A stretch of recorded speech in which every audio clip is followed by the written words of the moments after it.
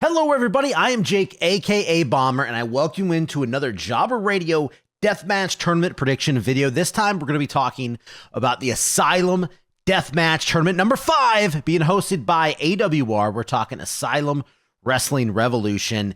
Jobber Radio is going to be sponsoring this tournament, and it all takes place next Friday, October 25th. So do yourself a favor, get to Indianapolis, Indiana. We're talking the Marilyn Rose Center, 6 p.m., ADT 5. Trust me, you're not going to want to miss this. Now, before we get started, head over to jobberradio.com, highlight over tournament history, and right there, you'll see the Asylum Deathmatch Tournament. Just click that to go to the hub. And here you will see all the past history of the ADT. You'll see all the previous winners, all of the stats, all of that good stuff if you want to see it. I'm a stats guy myself. You'll hear me refer to a lot of stats in these videos, these prediction videos here. So do yourself a favor, go check it out. And of course, there are plenty of other tournament histories here at jobberradio.com. So if you want to see a little deathmatch tournament history, check it out. That's my only plug for that. But let's get into this show and make some predictions. So I know the main thing we want to talk about is the tournament itself, but there are two non-tournament matches. We're going to breeze through those really quick, make a couple predictions. Let's get to those first. The AWR Tag Team Championships will be on the line. The original sins, we're talking Mean Dick Daniels and the Big Mouth Tyler Lytle. The champs are going to be coming in to defend against Jordan Dye, and we're talking the president, Jeremy Hadley. So let's cut the crap here. The original sins, they're one of the premier tag teams in the Midwest going right now. They just won these titles off the Bruisers back in April. So, and this is their second reign, by the way. They've been going strong, and they're going up against two guys who, let's be honest, just being honest here, not a lot of tag team history between the two. Yes, they're familiar with each other, but not nowhere near that same level of tag team cooperation going on. So when you're factoring in these predictions, you got to look at the original sins. They're kind of one of the staples in AWR. They've been around for quite a while. You got President Jeremy Hadley. This is his debut in AWR. That's kind of a strike against you right there. Not necessarily mean you're out of it, but that doesn't help. Jordan Dye, he's making his return in like 2 years, I think, something like that. So you got a lot working against the challengers right now. And like I said, the original sins are coming in conquering the Midwest at the moment. The AWR Tag Team Champs, the New Era Wrestling Tag Team Champs, the Summit Pro Tag Team Champs. I think you're kind of getting the picture that I'm painting right now. At least I hope you are. I mean, come on. It's not an absolute 0% chance they lose, but I'm talking 0.00000000001% chance Jordan Dye and Jeremy Hadley take the titles here. Nothing against them, but my God, the original sins are going to win here.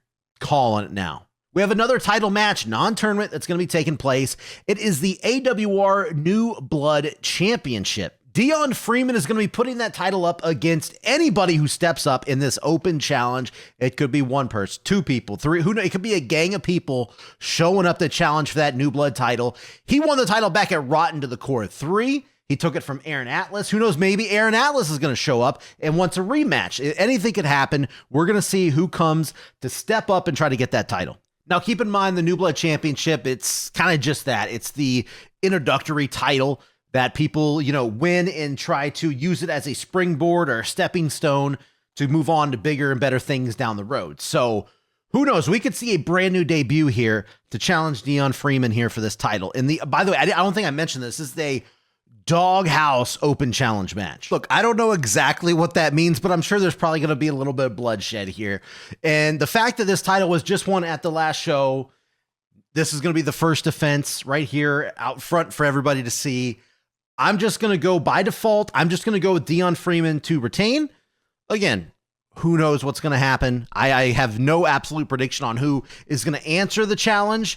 It's probably going to be a debut, honestly. I'm going to probably go with somebody who is making their AWR debut here, or it's going to be Atlas. He may be coming in for a rematch. That's, if I had to make a guess, somebody new or a rematch here. But either way, Dion Freeman, picking him to win the Doghouse Open Challenge that he's putting out there. All right, tournament time. Let's get to it. There are 2 first-round matches. I should probably explain how this works real quick for the tournament structure this year. A little bit different from previous years. We're going to have 2 tag team matches in the first round. The winning team will face each other in round number 2, and the winners of that will face each other in the final. So think of it like the, if you know what the Primos Slave to the Deathmatch tournament is, I think we just had the, I know I'm going to get the number wrong. It's like 17, 16, 17. I just checked JobberRadio.com, by the way. It was the 15th Slave to the Deathmatch for Primos Wrestling. So, yeah, it's kind of that structure where tag team matches, the winning team faces each other in the next round. So here we go. First matchup. Eric Dillinger and JJ Escobar, or JJ Allen. The graphic says JJ Allen, but I know he usually wrestles as JJ Escobar in a lot of the other promotions. So I'm just going to refer to him as JJ Escobar. Not sure exactly what we're going with here, but I know that's what I'm used to calling them. And then they're going up against Kavron, Kanyon, and GG Jacobs. This is going to be a home run derby death match. I've seen a couple people post on social media. It's crazy that, I've been consumed by this deathmatch wrestling world for so long now that it boggles my mind when somebody's like, hey, what's a home run derby death match? Because I don't know. It's like waking up and eating breakfast in the morning for me. Home run derby death match is basically, you got the wiffle ball, the big thick wiffle ball bats with all kinds of, barbed wire, thumbtacks, everything you can think of attached to them, and they just beat the hell out of each other. That's what a home run derby death match is, for those of you out there that are wondering what that is. I also need to point out something crucial to this entire tournament that I didn't even say right off the top.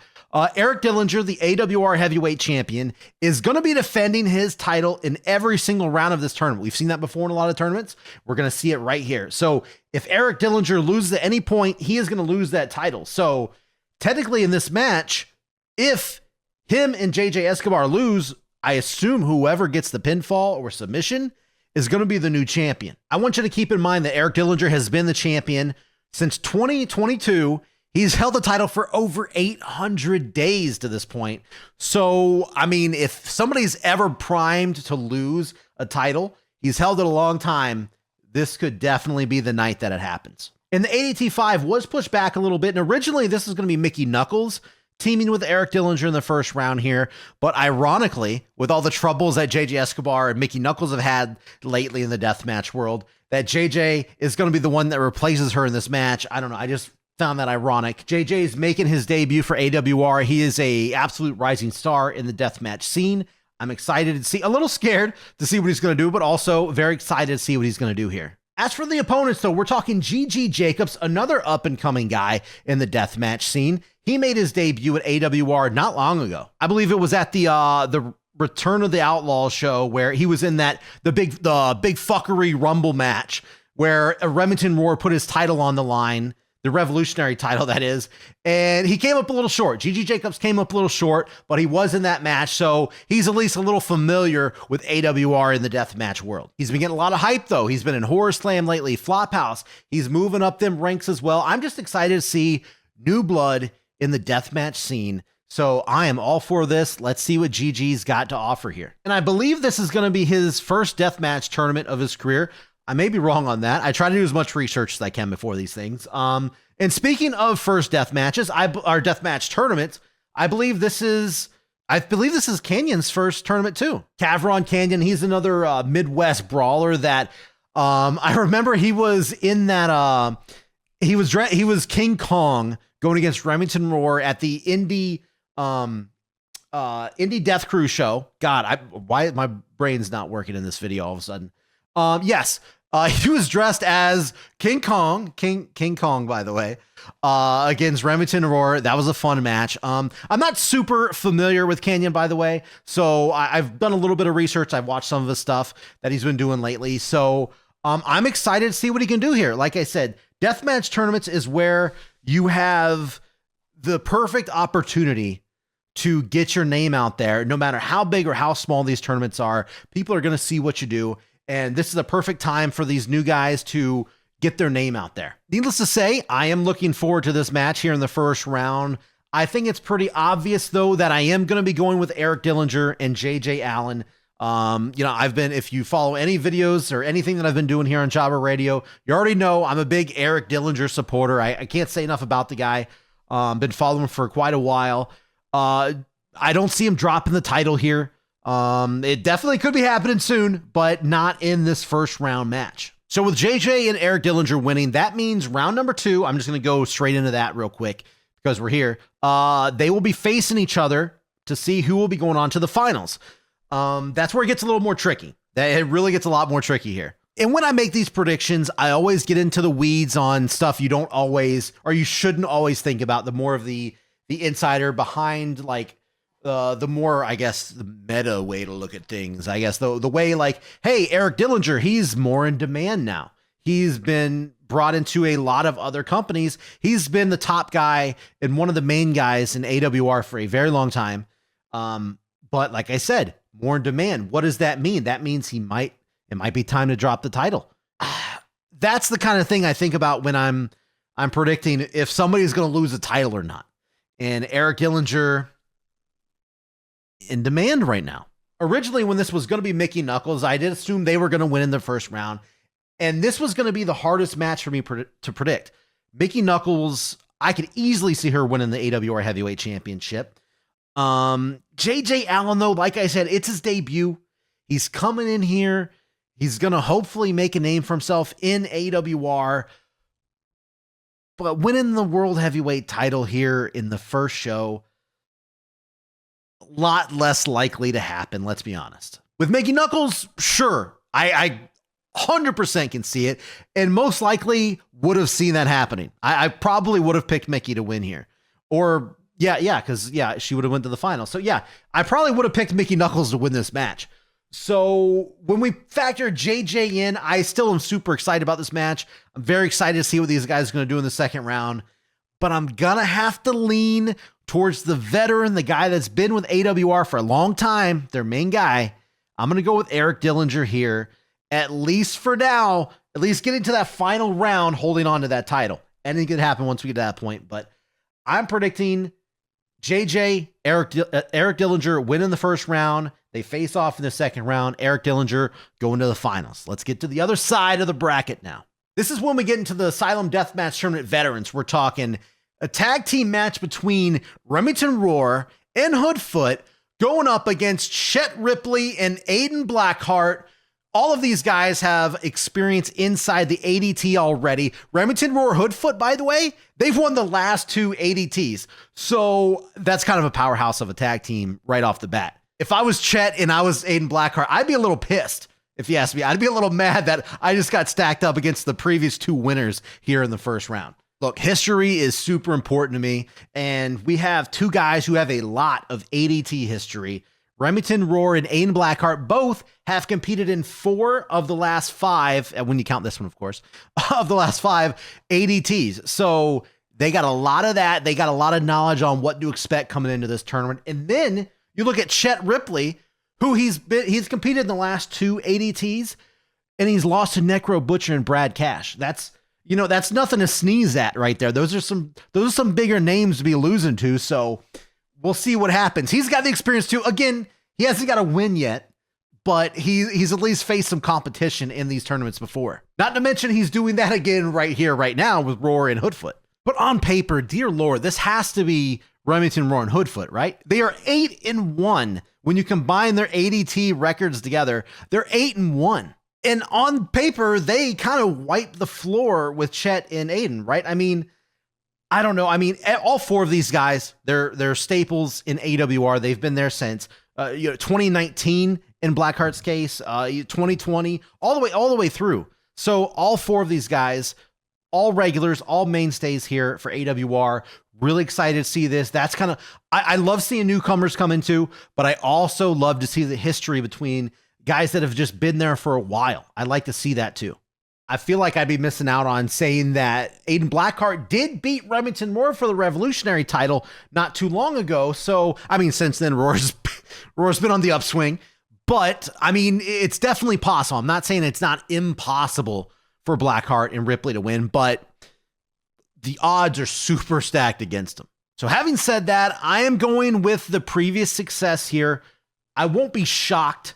I won't be shocked if Chet or Aidan win, but I got to go with the history, and 8-1 is a record in the ADT. Hoodfoot and Remington Rhor, I got to go with that. So I'm picking Remington Rhor and Hoodfoot to win in this first round to go face each other in round number 2. So once we get into that second round, it gets a lot more tricky. I mean, Hoodfoot just challenged Eric Dillinger at Rotten to the Core 3. He just lost, by the way, obviously, just lost at Rotten to the Core 3. So we could have a rematch. If he wins against Rhor, it would be a rematch because I predicted Eric Dillinger to win. Would that be the case? I don't know, because that just happened. And then you got to factor in the fact that Hoodfoot and Eric Dillinger, very good opponents, very good history against each other.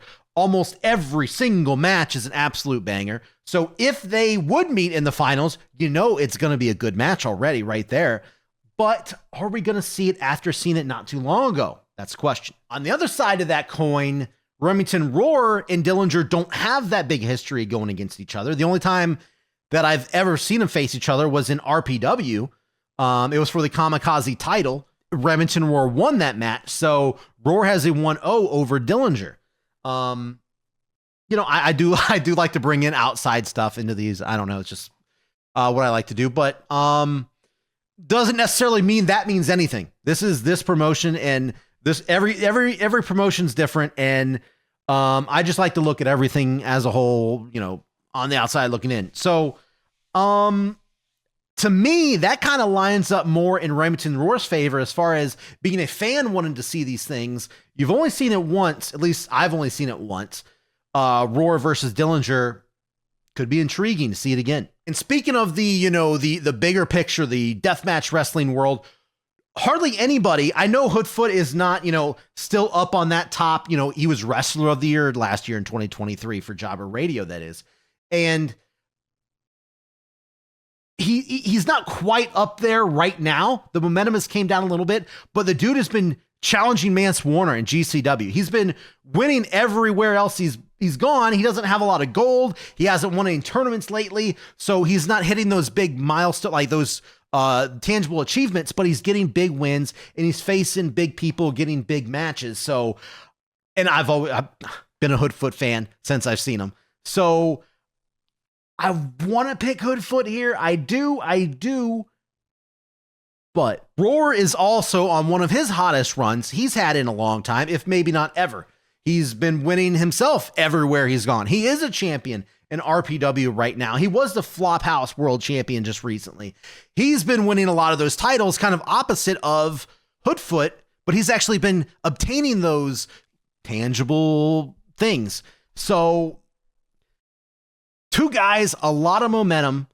I'm pretty confident they will face off here in the second round. Hope I'm right about that, or else all this stuff I'm talking about is useless. But I gotta pick a winner, and I think you're feeling who I'm saying here.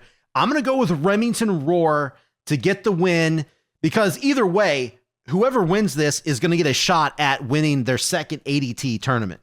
So I'm gonna pick Remington Rhor, who won the third ADT tournament. So here we go, main event time, finals, ADT 5. Eric Dillinger defending the AWR heavyweight title against Remington Rhor. We're in for a good match, bottom line. The question you're going to have to ask yourself now when making this prediction is Remington Rhor going to be the first ADT repeat winner? Or is Eric Dillinger going to successfully defend his title 800 plus days still, and is he going to etch his name in stone as the fifth different ADT 5 winner, ADT winner? I already talked about both guys having a ton of momentum right now outside of AWR and definitely inside of AWR, but both guys are riding big waves of momentum right now. So to me, that's more of a wash. There's nobody that has an advantage over anybody else in this.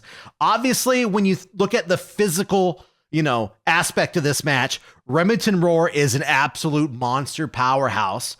And you got Eric Dillinger, who's that high flyer, speedy guy who can come at you from any other direction and from any height. So I got to try to look at who has any certain advantage in this match when making this prediction. And Remington Rhor, besides maybe Dale Patrick's, nobody has more AWR matches than Remington Rhor does. So he's that guy. He's that AWR guy. And just realistically, I already kind of hinted on it.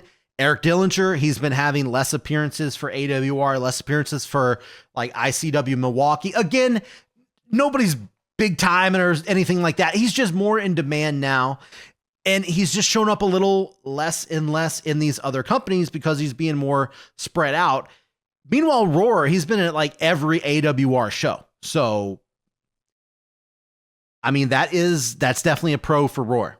But in the end, I got to pick somebody to win. And I think the slight advantage does go to Rhor, but man, Eric Dillinger is still, I think he can still be the face of AWR as their champion, still going 800 plus days as we almost approach 900 days soon. By the end of the year, we'll be almost to 900 days, I think, at that point. I don't know the exact math, but it's got to be getting close. So I know that means it's kind of ripe for the picking for somebody to come in and take that title. It's definitely been long enough, but I don't think we're quite going to see somebody hit that repeat on the ADT quite yet. I think we're going to see a fifth tournament, a fifth winner. I'm going to go with Eric Dillinger to get the win. I mean, he's also been due. He hasn't got a tournament win in his career lately. He's had a few in the past, but he hasn't had any lately. And I think he's due, man. The crazy thing is, Mickey Knuckles, who wasn't in this tournament, who was originally in this tournament, I was initially thinking she was going to end up beating Eric Dillinger and then going to the finals and beating either Hoodfoot or Remington Rhor. And I thought Mickey Knuckles was going to win the ADT 5, like first announcement on paper. That's who I was leaning towards. But again, not saying like this is anything like lesser than that, of course, just saying, schedules just didn't line up after the changes. That's life. It happens. This is going to be a fantastic tournament. There's a lot I want to see, a lot of new guys I want to see in there, see what they can do, make a name for themselves. I think JJ is going to be a standout for sure. I want to see Gigi, JJ. I want to see Gigi and JJ. I want to see what they do here.